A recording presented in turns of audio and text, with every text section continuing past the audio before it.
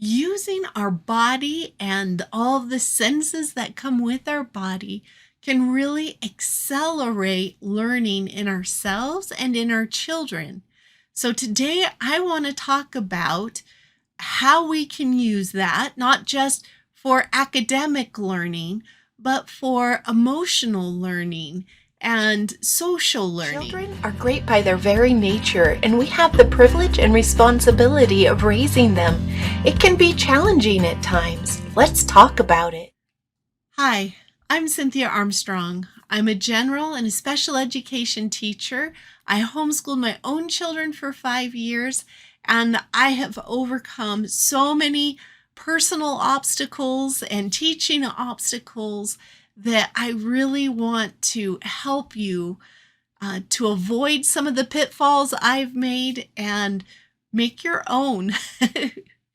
So, today we're talking about uh, physical movement, physical senses in helping us to learn. And hopefully, in school, you've had an opportunity to experience some of that. Hopefully, they might have done songs.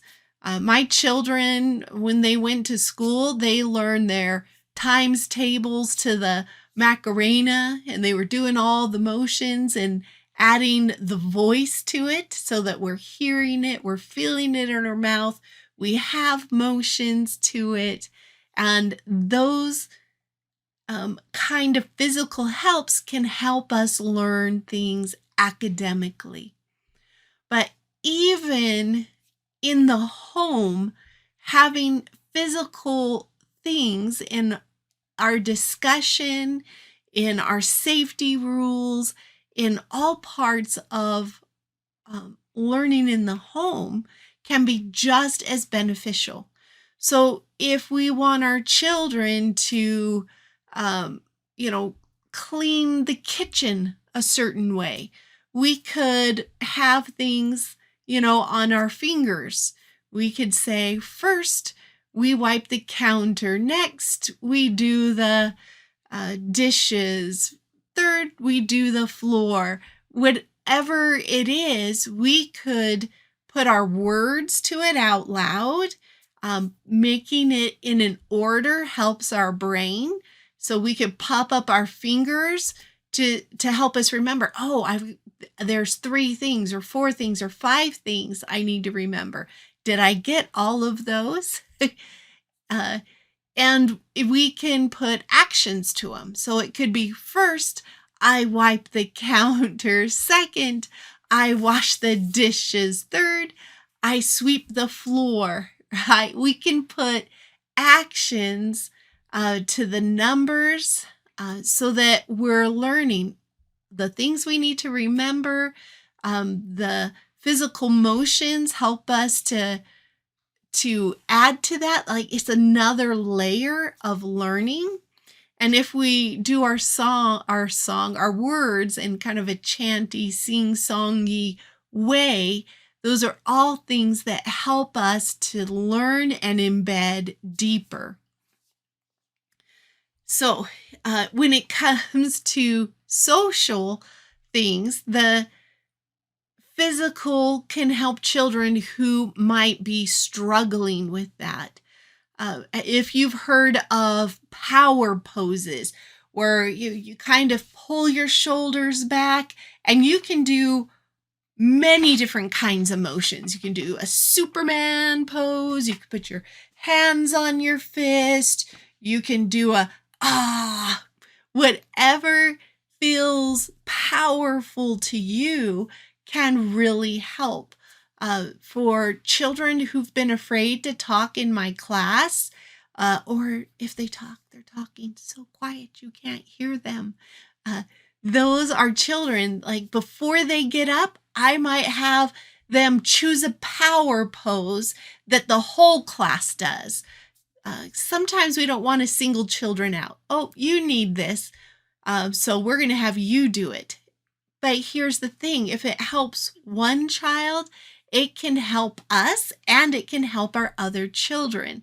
So if you have multiple children and we're trying to get courage up for one to do a new job or to speak in public or to do something in school that's hard for them, we can all do a power pose and we can hold it for those 30 seconds.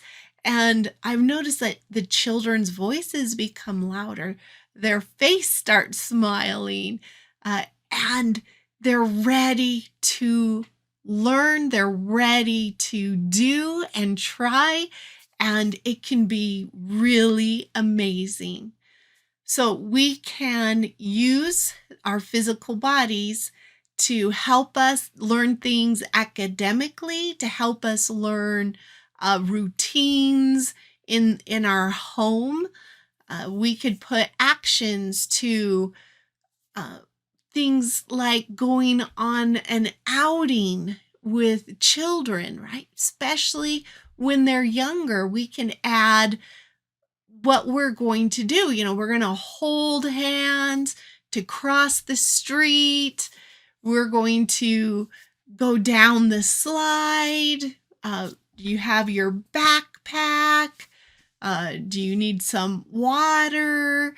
We add actions and it develops vocabulary quicker because whenever we put the vocal to the physical, it increases their retention and understanding of what's going to happen, of vocabulary, of what they need to do, and it becomes an amazing tool. So it can bring us courage. It can help things go deeper in our brain, and we can just feel better. So our eyes are part of our physical body, and our eyes actually grew in our brain and then kind of moved out externally and became our eyes. So they're a great connection to our brain. And in modern world, in many societies, our movement of the eyes have become limited because of the screens we're looking at. TV, computers, phones, tablets. It limits the motion that our eyes do. And so it's kind of limited the growth in our brain, where playing sports or being out in nature, we see farther away. Our eyes are moving in a larger range, and that can really help our brain strengthen and develop. One of the things doctors look for when people get concussions is any stuck places in the eyes. Do our eyes move smoothly? Are there times they go jitter, jitter, jitter? And they know where the trauma may have been in our brain because of what our eyes show them. And so it's really important that we take time to move our eyes, even if we're going to watch TV, even if we're studying on the computer, to take those breaks, to stare off into the distance, to keep our eyes, not just turn our head, but allow our eyes to move in all the directions, really excites the brain, enlivens the brain, makes it ready to take in more material more quickly. So power poses, adding actions. And I know we think, oh, well, maybe that's just for the little children. But even in high schools where they put motions to the things they're learning, it really helps children retain. So do it for yourself. Do it for your children. Move your eyes. Have those poses. Use actions. to what we're learning or want to remember. Even if it's a grocery shopping list, if you can attach it to your body part. Oh, yep, I need to remember to get some spaghetti, and my hair is spaghetti. And I go, the spaghetti, and I add the action, and I'm picturing my hair as spaghetti to help me remember spaghetti on the grocery list. If we do those kind of things, it excites our brain, it opens our brain to learning, and we retain. And our children retain more. So remember, children are great by their very natures, and we have that privilege and that opportunity in raising them. Hi friends, Cynthia Armstrong here. Thanks for joining us today. Please make sure that you subscribe to our channel so you can see when new videos come out, and like this one. It is such a responsibility and a challenge to raise great kids, and we are here to help you along that journey to make it as enjoyable and fun and fulfilling as possible. Please check out our website, www.raisinggreatkids.net, and I will leave that in the description below.